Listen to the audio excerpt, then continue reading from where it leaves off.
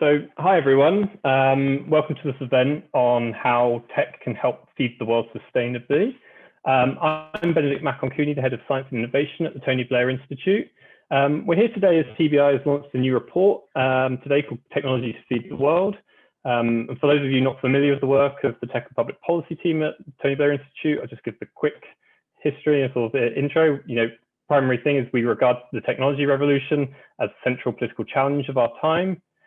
We believe that progressive politics can only meet it with new thinking and new coalitions, and we are building a 21st century policy platform to achieve this goal. And the future of food is really a key part of this. And the call to action from today's report is that governments around the world should be doing far more to accelerate innovation in agriculture and food systems, and thinking about it in a far more holistic way. This is for a few reasons. The first is that there are environmental concerns. Land usage due to agriculture is astronomical today, as are emissions. The second is health, and this is sort of about solving malnutrition, food poverty, and many other issues that still blight the world.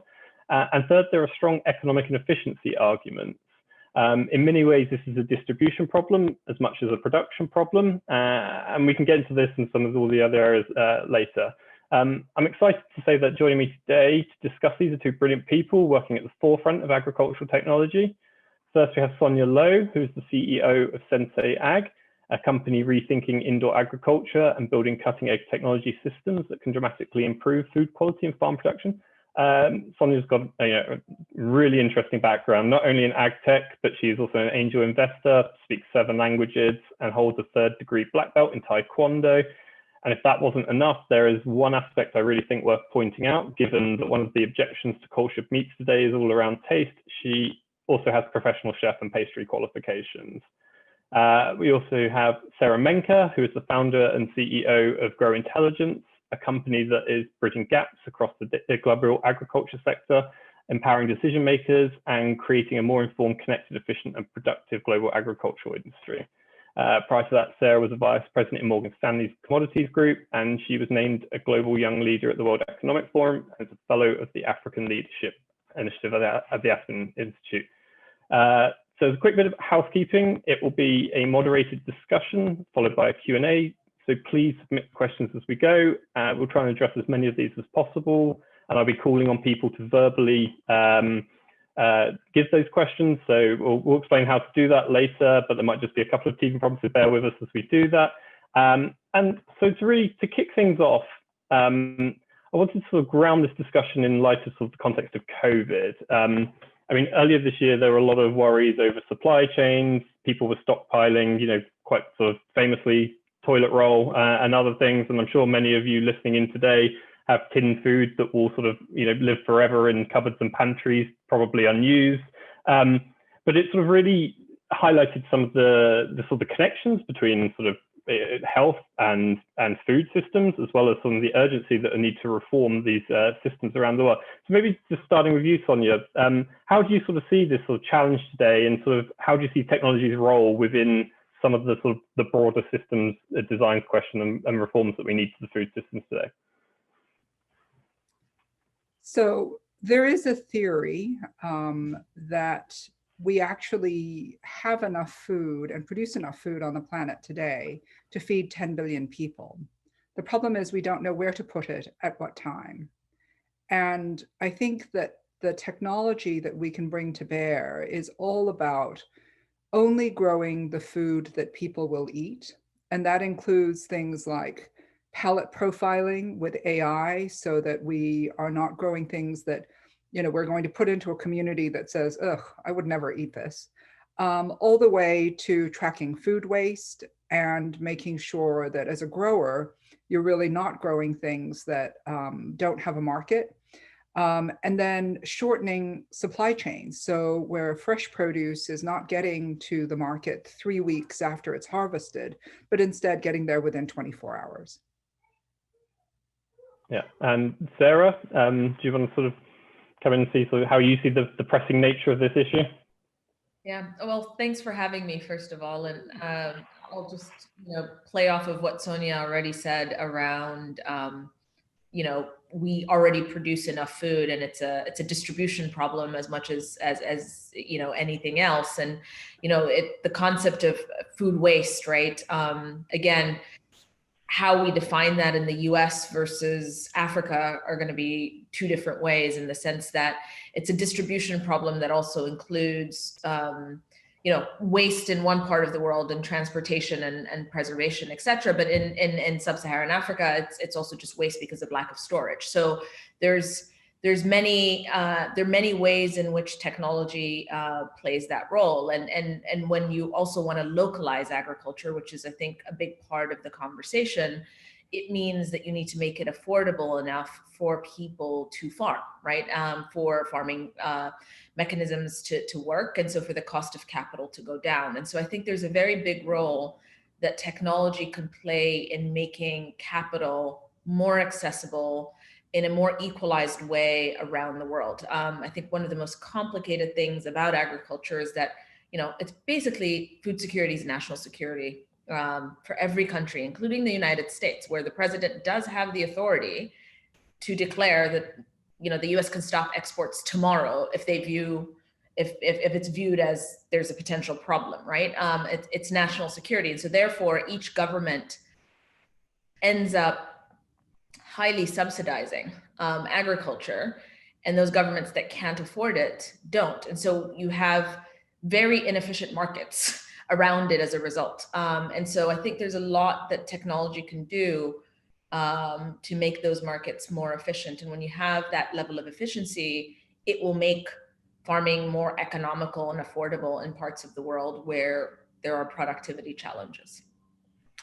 I would just add one comment to that, Sarah. I couldn't agree more. And I think that the capital markets to date have really not understood agriculture, in part because of this enormous, sort of governmental intervention in the information flow around agriculture. But again, today we have the technology to assess the health and the location of every plant, of every edible plant on the planet.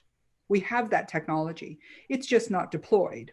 And therefore, what happens is that the data flow about where those plants are, how healthy they are, what people are growing, is not feeding back to the markets. And as a result, what we see is that indoor agriculture, or the ability to have localized agriculture, is stymied by the inability of to apply the appropriate capital, which really should be municipal capital, really cheap municipal bonds that can't access the kind of indoor farming or the farming infrastructure in a way that's meaningful. And that's really what we need to do, is we need to break open that capital barrier so that there is real risk information around these assets provided to real investors who are very interested in this, but to do that in a way that is extra governmental, I think. It does boil down to having the right information flow, because the technology to collect that information definitely exists.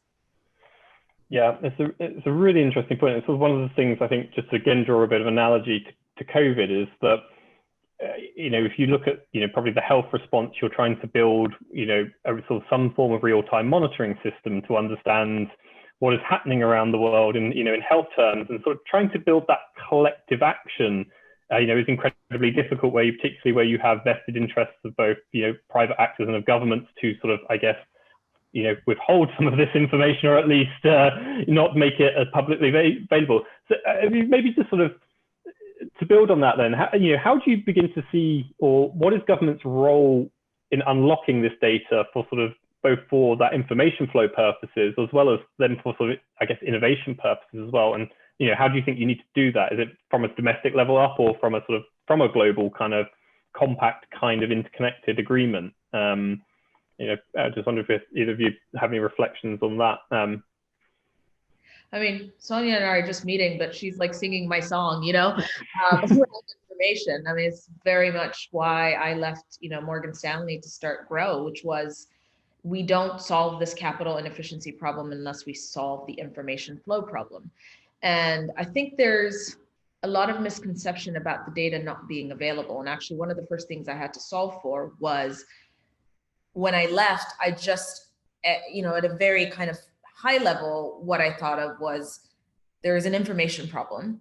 What I didn't know is whether we needed to collect it or whether we needed to organize it. And what I found was it was the latter. And a huge amount of data around agriculture and what we need to understand our systems, this is from our earth and the environment all the way to the markets, exists, but it's highly siloed. So if you think of what makes organizing information in other commodity markets, so take energy, which is what I actually used to trade before I moved into the ag world, it's so expensive to produce oil that there are few producers around the world. And it's highly regulated, and information flow around it is also, as a result, highly organized on a relative basis. And there used to be a lot of challenges around energy in the early 2000s, and we solved for it. And I said, well, we need to solve for it in agriculture. I mean, thankfully, I was like so naive, I didn't realize how difficult it was going to be to solve for. But the problem with agriculture is it's not a product. Like oil has many different grades, but you produce it the same way. You have tens of thousands of agricultural products.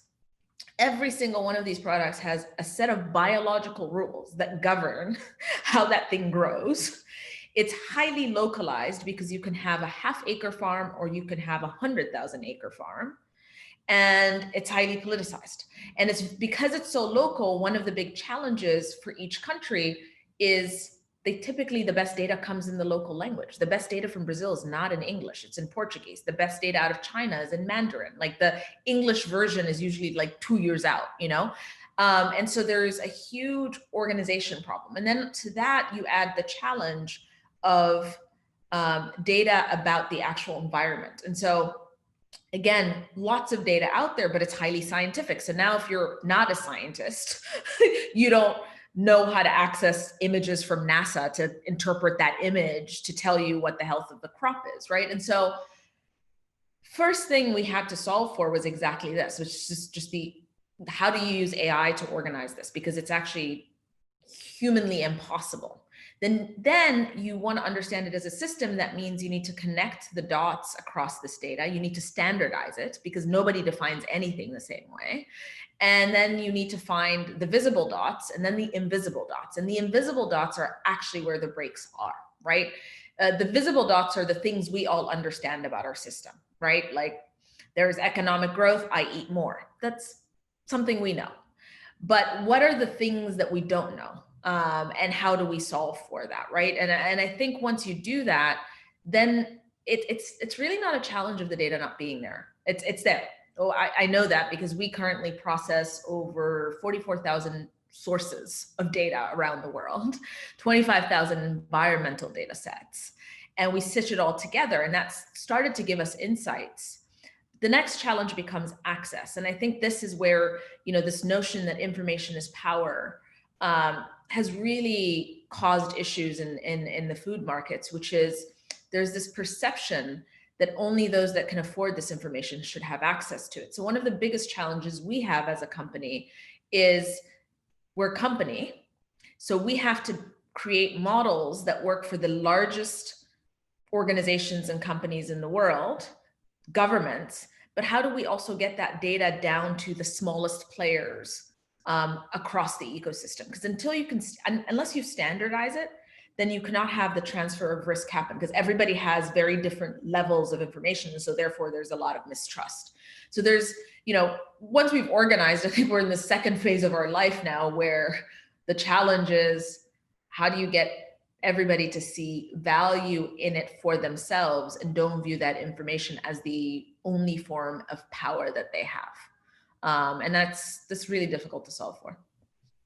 And I think also, I remember on another chat with Tony that I think sadly the world is bifurcating between the data haves and have-nots, right? And by that, I mean people who believe that the collection of data is an invasion of privacy, and those nation states where the collection of data is just imposed. And I think that there is going to be a there's going to be an initial period where industrialized economies that do not allow for the collection of data. And I'll just give you a small anecdotal example.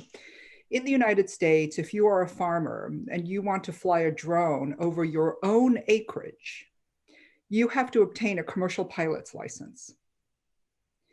So even if you agree that you want to collect the data on your own acreage, today you can't do so without going through a quite expensive and burdensome process. And what that really means is that countries in which this kind of drone-based information collection is well within the regulatory environment and governments are encouraging this, will do a data leapfrog. And those farmers will have better information at their fingertips than farmers in the United States. Much of what happens here as well is that there is overproduction of certain commodities because farmers see that there are subsidies associated with that particular crop and they all pile into it. And again, this is where more information to governments and to purchasers of these commodities fed back to the farmer would allow for a better playing field for everybody. But right now, again, that data collection process is stymied by this sort of, oh, now you're invading our privacy, right? So I really see that there is going to be some data leapfrogging that's going to occur in economies where, you know, governments are prepared to impose this or allow for the freer sharing of data. I think that a data model has to be a sort of monetization model is not yet clear. In many ways, you know, agriculture is like water. Water is almost a human right issue. And over the years that I've been an investor, the monetization of water is very, very difficult. And I keep seeing these kind of commercial water models and none of them work. And agriculture is very similar. You have to be very careful about how you monetize in agriculture. And I think the monetization of data in agriculture will become similarly intricate. And I'm not sure we're there yet. But I think that, you know, we really have to understand globally how we start to collect the information. That's there, as you say. There's plenty of sources of the information. There are plenty of technological innovations that allow us to real-time collect new information. We have differing regulatory roadmaps for how that data is allowed to be collected and stored. And that today hasn't been solved as a challenge. And then finally, we have the monetization challenge, which, you know, when food is a human right, how do you start to monetize around that? Yeah, it's absolutely fascinating. It is amazing how much sort of read across there is on some of these, you know, issues of, you know, with health and stuff, and how much we're trying to crack privacy questions to really kind of, you know, release kind of what are sort of essentially public good issues in many, many ways, and, you know, to sort of really accelerate progress in areas. But I sort of wondered, and Sarah, you drew on this a little bit, there's sort of the question with sort of the parallels with energy and sort of some of the intersections of where this sort of this debate is. I'm kind of quite fascinated by. I think, you know, partly because I think if you look at where we are today, you know, you might be at to my mind a bit of a similar view to where we were with maybe renewables sort of, you know, 15 years ago, and everyone's saying, well, none of this will ever work. We shouldn't be investing in this, you know, and it's sort of, you know, it kind of then, you know, you drive down the cost of commercialization where we are today, you know, and everyone's like, well, you know, we're all in the renewables game and we all thought it was a good idea all along. I just wonder if you sort of begin to see sort of some of these debates and the parallels and where actually there is that sort of deep intersection between food and energy that we're sort of pulling out both on the, you know, the emissions level as well as, you know, we talked about it, and we can go into this in a little bit, sort of how you begin to build some of these sort of closed loop systems as well. But yeah, maybe you sort of draw on the sort of the intersection to start. I mean, the first thing is, you know, there's deep intersections between the two because we use so much of our agricultural production to produce energy products. 40% of the corn produced in the United States goes into ethanol. You know, Brazil does it with sugarcane. You know, Southeast Asia does it with palm. With biodiesel programs. So there are these deep intersections to start. you know, the renewable analogy is interesting, but it's very different because with renewable technologies, it's almost like what we want to happen with ag is what Sonia mentioned around like getting money into vertical ag and getting the cheapest form of capital into it. That's what renewables got, and to jumpstart the process, right? And I remember actually when, you know, the early days of the renewables market, I mean, our renewables desk, our power business was entirely focused on like arbitrage opportunities on how much capital, like cheap capital, was being made available to jumpstart it. And now it's entirely commercial. But there was literally, I mean, and this is not that long ago, right? Like you're looking at a 10, 15-year window. But there was a very deep commitment by government to make that happen. That level of commitment, for some reason, in agriculture has never existed, right? It's not a lack of money. I mean, if you look at the USDA budget and in the US, or the budgets really is in developed countries, I mean, are massive in terms of agriculture. It's how do you allocate that budget and what is most important? And then what's the transition plan? Because the problem is, if it's a forever plan, then you are not going to create the opportunities that got created in the renewable space. And the reality is when private capital went in and took over, it got even bigger. That level of trust somehow doesn't exist with agriculture. And Sonia touched on it. It's because it's a human rights issue. And so people are afraid that if you monetize this too much and commercialize it too much, where does it go? That fear needs to go away. But to me, it's an interesting analogy, but we're so far from that reality in agriculture. That's where we want to get to. I think that would be transformational. But I'm not convinced that we're that far away. And the other thing to keep in mind with renewables is that there was that initial wave of the gold rush where people thought governments were just writing checks, and a lot of people got involved in, particularly in Europe, in you know, the renewable space, and then they lost their shirts because governments, of course, realized they couldn't continue these subsidies forever. And then when the commercial market stepped in, it actually took about 7 years before a commercial monetization model around renewables actually made sense and started to make sense. One of the things that I really see right now in the agricultural capital markets is that there's a big disconnect between the asset quality, and by quality, I'm going to constrain that to the actual return profile of certain agricultural assets, and the intervention of venture capital. So a lot of agricultural production assets are simply not venture worthy. And there is this mythology right now that's been building up over the last 7 years that somehow these vertical farms or these indoor farms are venture capital worthy, and they're not. They're great real assets and they should be held by real asset owners, but they are not going to create venture level returns. And so I think until that disconnect is actually solved, and you know, the entrepreneurs that are building vertical farms say, actually, the farming piece of this creates great real asset returns and they should be owned by real asset owners. And the technology piece of this, the monetization path to that is actually a bit longer and does create venture returns, but we have to wait until there's an infrastructure that's ready to adopt that technology. I think there's going to be some unhappiness, and I think there's going to be, you know, some wheels coming off as you know, people start to understand that they're holding these assets in their venture portfolios that actually are never going to create venture returns. And then there's going to be a retraction from the venture markets, just as we saw with clean energy. I mean, the number of green funds that we saw go, you know, and I'm just hoping that, you know, there won't be as bad a backlash, because, you know, for a while your name was mud in Silicon Valley if you had ever been associated with a green fund.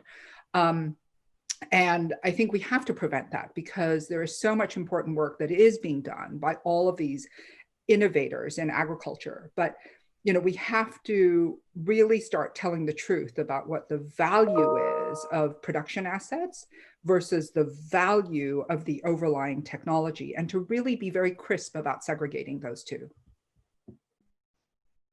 Yeah. Go, sorry. No, please do, go ahead. No, it's what, I mean, Sonia just touched on something that I've been thinking so hard about in terms of what type of return profile vertical farms are going to bring about. And one of the things I've always struggled with has been that question of, you know, when you decide to go in that space, is there going to be somebody who owns the technology and then just enables many, many farms, and that separation of the underlying tech? I think part of the reality now is that I guess all the companies think they're building their own proprietary technology around vertical farming, when a lot of it can be commoditized. I've always said it's just a farm. It's another farm, right? It's just a different form of farming, and we're creating new technologies around it. And I hadn't spent and so the question I think starts to become, will we get to a world where a couple of companies will develop that just technology and say, I won't actually go into the business of farming. I'm just going to create the platform that the vertical farms will use, and the separation of the two, to your point, one will have venture-like returns and the other won't. I don't think it'll be a handful of companies. I think it will be 20. 2025. And the reason I believe that is because indoor farming is likely, just kind of where we are in the climate change trajectory and also in the cost of the input technologies for vertical farming.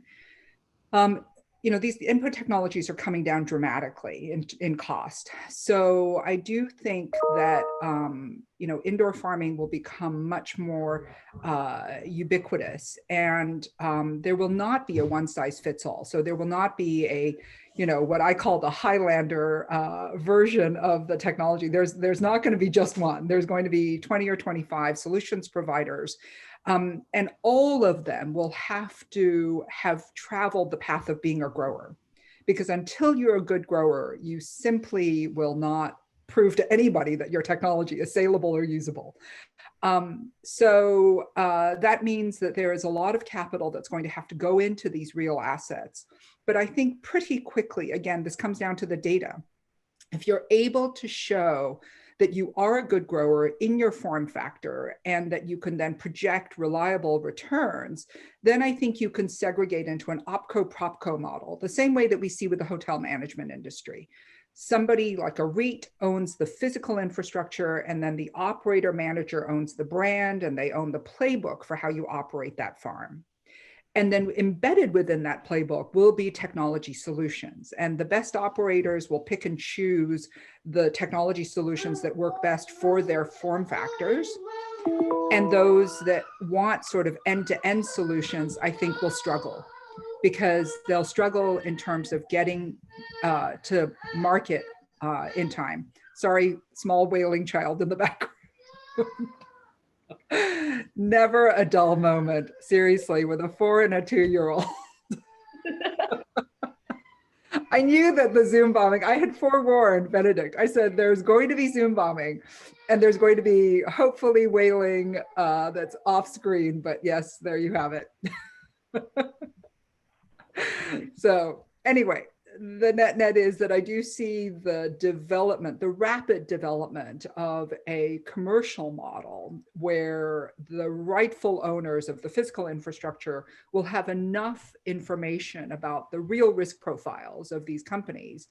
And then these operators will make decisions around technology, choosing from a nice, rich field of technology providers. You know, it does all come down to having the right risk information. Yeah, it's really interesting point. I think there's probably 2 points, just to think about government's role within this. So you've kind of got the capital side, which is on the sort of some of upfront sort of big capex expenditure, which the market might not necessarily, you know, the R&D as well, which the market might not necessarily be allocating at the moment. But then I think there's probably another issue here, actually, between sort of the model that you propose, Sonia, and we want to reflect on, which is actually how you get that sort of knowledge transfer, I guess, to the farmers, and, you know, not just sort of an information, but, you know, these are going to require a different set of skills potentially than historically, you know, that might have been required in agriculture, in days gone by. And I sort of wonder, is there a point of intervention that government and policymakers might need to make within this? One of the things that we're thinking about, for example, is, in the Netherlands, you have very, very outstanding technical universities that focus entirely on agriculture. And whether other countries should be thinking about actually how you build that kind of vocational or technical training in a very highly sort of specialist market to create, I guess, what was sort of combining more traditional skills of sort of farming with actually some of these frontier skills of sort of technology and data and software, etc. Let me start by saying one of the things that has always been fascinating to me is we keep focusing on getting the information to the farmer. We keep forgetting that the system around the farmer itself is broken. Meaning, we're assuming that government knows what it's doing. We're assuming capital going into agriculture knows what it's doing. We're assuming that those that are buyers we're assuming perfect information for everybody else. And so therefore, let's get information to farmers. And farmers are way more versatile than I think we give them credit for. And part of why, as a company, we actually don't work with farmers at all. Like, our product is not tailored to farmers. We have farmers that use our product, and some are, use it more than others, etc.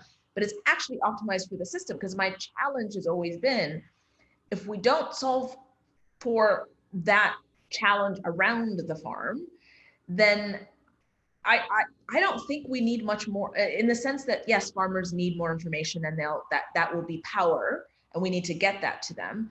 But there's a bigger problem, which is the system around the farmer we need to solve for. Because the example I give is that there are so many data collection initiatives in Africa. So we have offices in New York and Nairobi, and we actually started the company in Nairobi. And I remember seeing just so many initiatives. We're collecting, information, and we're giving it back to the farmers. We're giving the farmer data. We're going to tell the farmer how to farm better, all this stuff. And I said, okay, so you tell the farmer how much rainfall there is. You can tell the farmer plant this, that.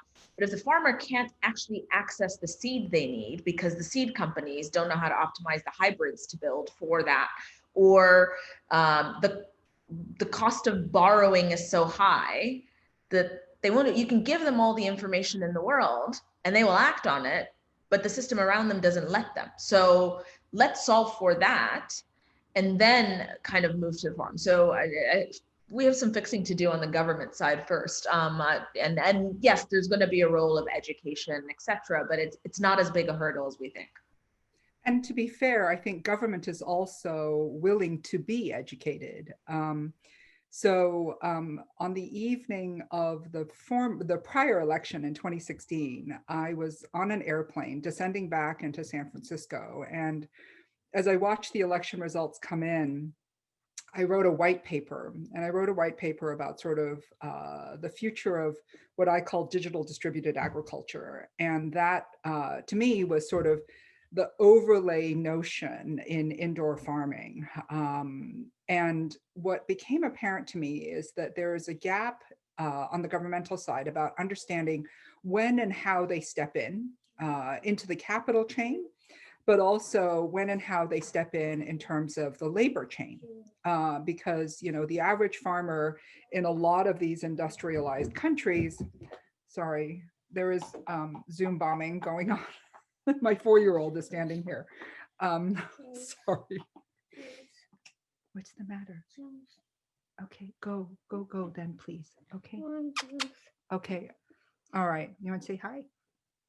No. Okay, go, please. Thank you. Sorry. And I think that, in terms of governmental, they want to be educated about what type of jobs should we be supporting? What type of training should we be supporting? Are there agricultural colleges that, and what are the curricula? And I have this discussion with universities all the time who want to know, how do we educate a farmer of the future?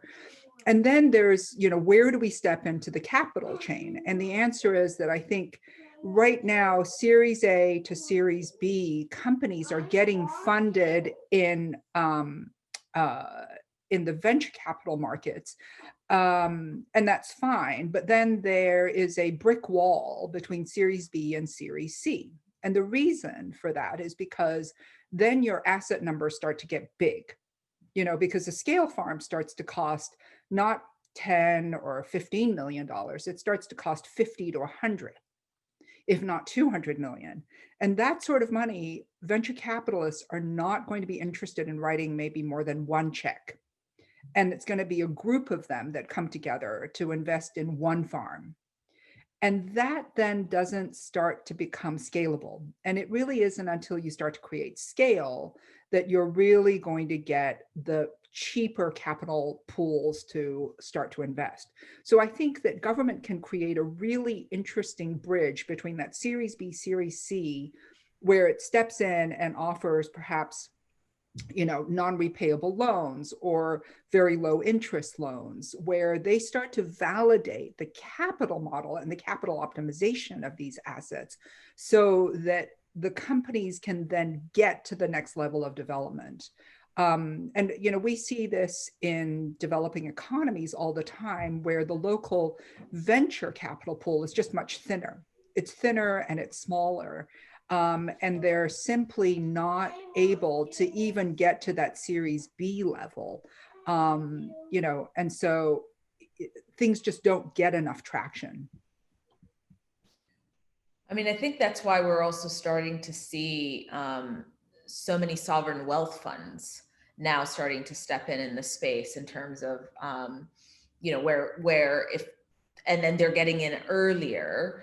But again, this idea that food security is national security is causing the likes of Singapore, which is Temasek, in Abu Dhabi and the UAE, you're seeing sovereign wealth funds step in a big way, which is sort of that bridge, but there's only a few of them around the world. So you need so much more than that, because, how many vertical farms are they going to own or have ownership in? So. And, they can't possibly develop the expertise internally to really be discerning and, picking horses. I mean, that's just not what they should do. And that's not what they are capable of doing. And, these are organizations that are filled with enormously bright people, but it's such an esoteric skill set that they have to start to rely on an ecosystem. And I so agree with you on this notion that the ecosystem right now around solving these big problems doesn't exist. And so all of us are involved right now in the creation of that ecosystem, ranging all the way from, the information to the smallhold farmer to educating government. Which is a really big value chain, an enormous value chain. Yeah, no, I mean, we're obviously thinking a lot about that sort of government role within this chain, and the system sort of design question as well is fascinating. I think for a long time, the UK right now is obviously going to go through a big period of transformation, leaving the European Union and removing sort of the common agricultural policy subsidies, which to my mind, incentivize a lot of the wrong behavior in farming. And to sort of Sarah's point earlier, there's a lot of inefficiencies that come with that, and how you then change your capital allocation model from government is a massive question. And it's going to be billions and billions of pounds that are going to be changing in a financing model perspective from the UK market, and we're going to be going through a big period of change. But we've got just a few minutes before we want to open up to others. So I just want to give then the really sort of broad sort of question for you to sort of finish on, which is, if you were to sort of recommend one big thing for government to do, in the coming years to do this, and it's not an easy question, but what would it be if you were to sort of really just, you had a meeting with the president in the States, the incoming Biden administration, or with Boris here, who, might, have a different take, but what would be your thing for how you would reform, say, the American system, potentially, as you're both sort of grounded there, or, you know, Sarah, Sonia, I know you've had experience in the UK as well, so you can also take that question from this perspective as well. Sonia, you want to go first? Both of us. Sarah, I think that's what's colloquially known as a hospital pass. Thank you so much.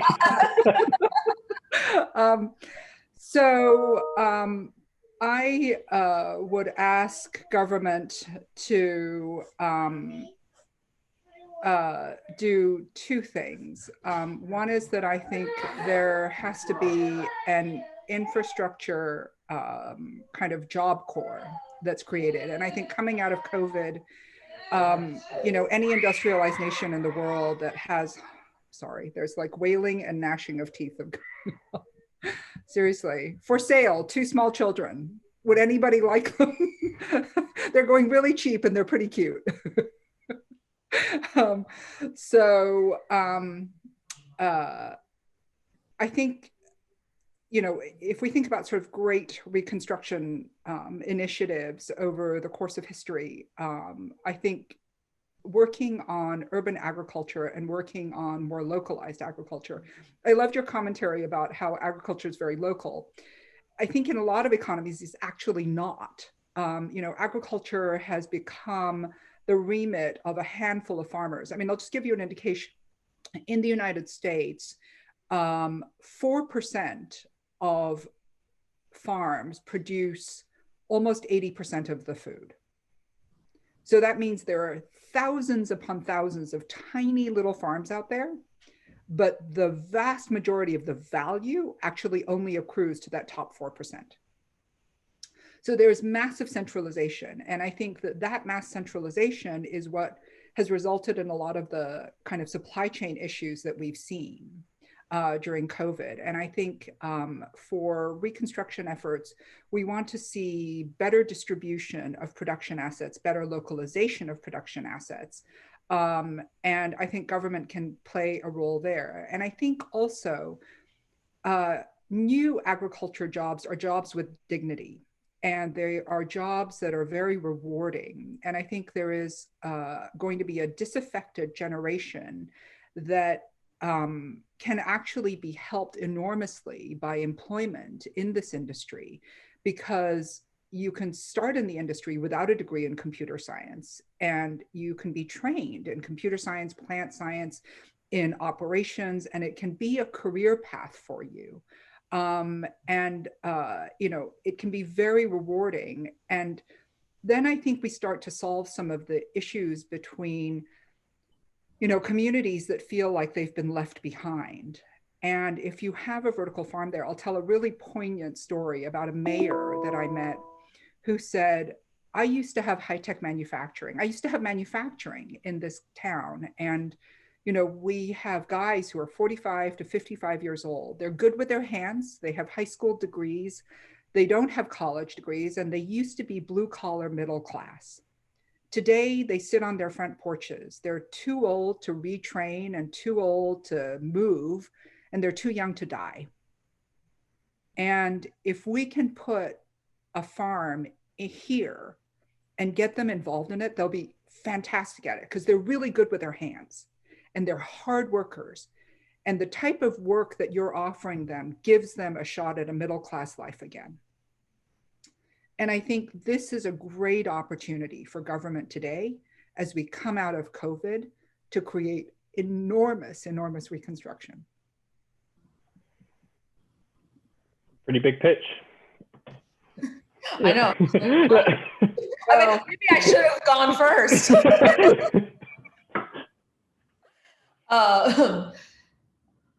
So, you know, I think it's time for us to revisit the global organizations we have dedicated to food, agriculture, food security, and what their role is. I'm specifically talking about FAO, which is the kind of body, right? And the role that they play, and the role that they can play in, you know, again, because there needs to be a level of global coordination. I say agriculture is highly local, I guess, from the context of there's massive centralization, but there's also in other parts of the world, massive decentralization when you're looking at rural populations and in places like sub-Saharan Africa, etc. But revisiting those organizations is going to be critical to fixing the system, because they have a lot of power in the sense of driving what the ministries of agriculture around the world are doing or saying. And many parts of the world rely on these organizations for their information, for example. So what's the role that they're going to play in bridging the information gap in a much more deeper way? So how do you depoliticize that process a little more? I think that's going to be quite key.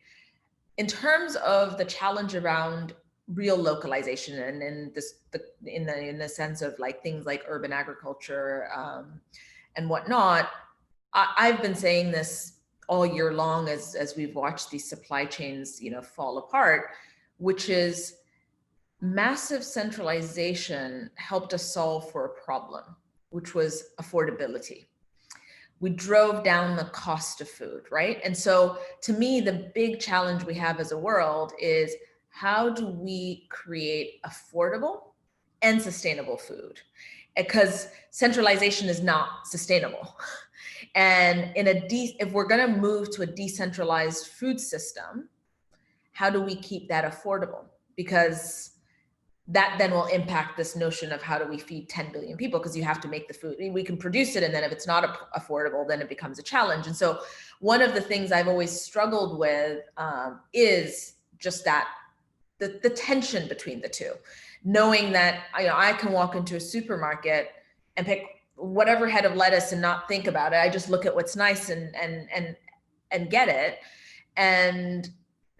But that's not the reality for most people. So how do we make this affordable in a decentralized world is a big challenge we're gonna have to solve for. Yeah, fantastic point as well. I'm going to just open up to a couple of questions now. We have only got 10 minutes, so people just are going to allow you to talk. I'm going to start with Andrew Bennett. And so if you just want to ask your question quickly, we'll then try and keep this up to the hour. Thanks, Ben. So my quick question, therefore, is can the consumption of lab-grown meats or vertical farm meats overtake sort of standard meat consumption without the state tilting the scales through taxes, subsidies, or some form of regulation? And if not, what is the priority that, well, I guess you sort of already answered that question. If you'd asked me that question a year ago, the answer would have been no. Because the cost of lab-grown meat was prohibitive. And now there is a company that actually has crowdsourced its next generation innovation.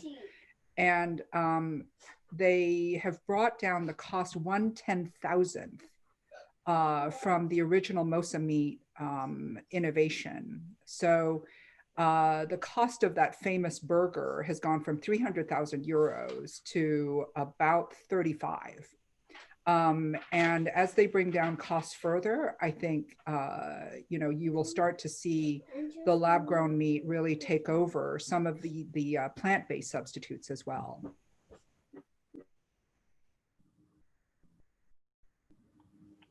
Sarah, do you want to add anything, or? No, I largely agree with that.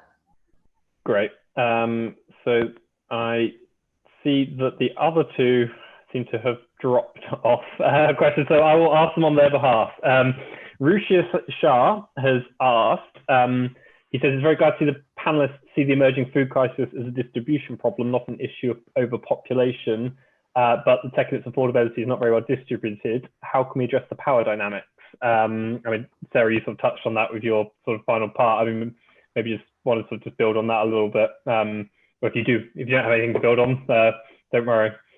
No, listen. It's a very big challenge, but it's pretty much why I said we have to address these global organizations differently. We have to revisit the role that they're going to play in doing that, because I think that is one of the things that they can do. Yeah, and then the last one then is from Charles Sidney, and it says, increasing land use for agriculture is one of the greatest threats we have to biodiversity, so we need to ring fence and protect all non-exploited land. Is there a use for technology, including GMO, to help produce more food from existing agricultural land? I mean, we sort of touched on that a little bit already, but Sonia, do you want to go first? Yeah, so of course, verticalization. So, most vertical farms right now are demonstrating a 200-to-1 ratio of efficiency, where they're producing 200 times the food in 1 acre that they would, in a normal non-vertical farm. I think the other thing is, as you say, GMO, but GMO light, CRISPR. And you're really solving for 3 things. One is densification. So most plants don't like it when their leaves touch another plant and they'll stop growing, which you don't want as a grower. 2 is miniaturization. So we've had discussions, for example, with the world's largest palm oil producer about developing a miniaturized palm, which would diminish land use, stop, of course, the human-animal conflict that we're witnessing to great devastation. And then the third thing is shortening the juvenile life cycle of a plant. So if it takes you 7 years to grow a tree to bear fruit, shorten it to 2. And I think these 3 things in terms of genomics are going to really move the needle. Yeah. It's, I mean, CRISPR is one of the things we're obviously thinking a lot about, and so some of the questions that Sarah was raising earlier about sort of seeds and, actually how this all sort of begins to think about, and sort of the systems question is a really sort of fascinating one of how these things all interlink. Sarah, did you want? No, I was going to say. Great. We have one last question just come in as well from Paul Hodges. So I'm going to allow you to talk, Paul, if you're there. Yep. Can you hear me okay? Yep, you've got the floor. Or the Great, thank you very much. Thanks very much for a very interesting session, and I hope the kids are okay afterwards. My question was around changing demand patterns here. That we know that as we go from 7.8 billion people to 10 billion people, the majority of those people are going to be older, in the 55 plus generation. So presumably they're going to have different food needs, carbohydrates and so on, from younger people. How do you see that impacting what you were saying? Because I think what we're going to have to grow will change. I just wondered what you thought about that. I always say supply forecasting is so much easier than demand forecasting, literally, because when you're forecasting supply, you're leaning on biological rules of each one of these products.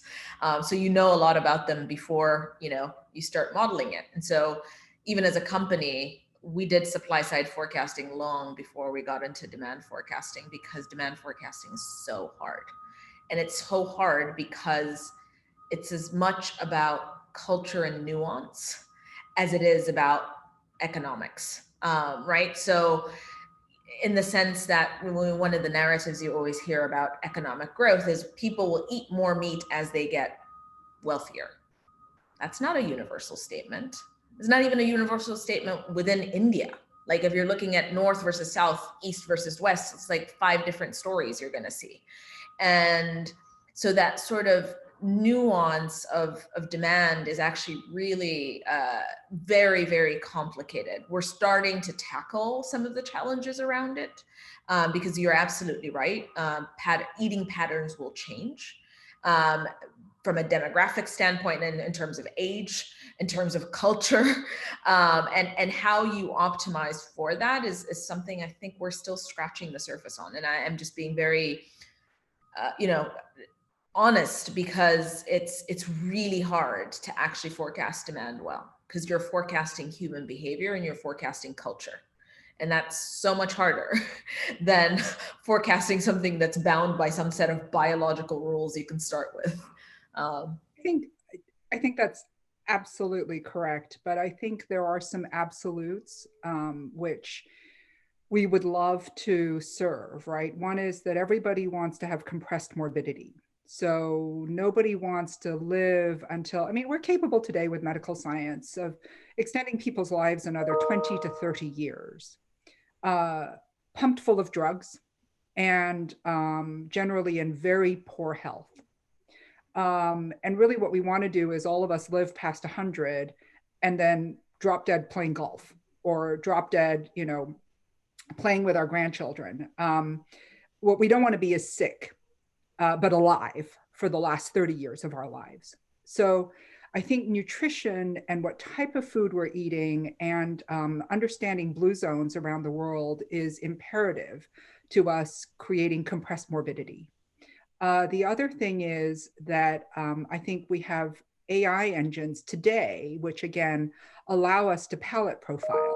So we're going in and looking at how communities like flavor profiles. You know, I think as the US, for example, becomes more demographically diverse, things like jalapeno potato chips are becoming ubiquitous because guess what? People actually like a little bit more spice and they're getting spicier. And these AI engines are allowing food companies to create better flavorings, better suited to, you know, the population. Now, of course, jalapeno potato chips are directly contraindicated to compressing morbidity, but, you know, everything in moderation, right? So I think we have tremendous, again, data curves that we're looking at, which is great. One around being able to map food production to better palate profiling.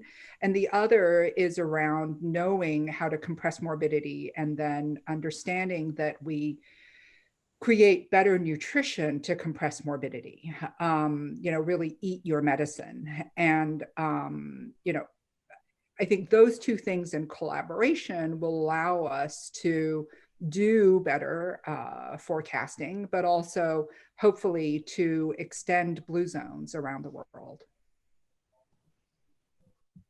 Yeah, that's absolutely fascinating. And we're just running up to time. And so the idea of sort of dropping dead whilst playing golf and completely sort of, you know, personalized food is or personalized palates is a fascinating way to end it, I think. So thank you both so much, Sonia and Sarah, for joining us. It's been absolutely fascinating. And thank you everyone for dialing in. As I said at the beginning, we're going to be really diving into the future of food work in the coming months and sort of beyond. So any feedback that anyone has, please do let us know. And otherwise, just sort of look forward to diving into these issues more deeply in the coming period. Thank you so much.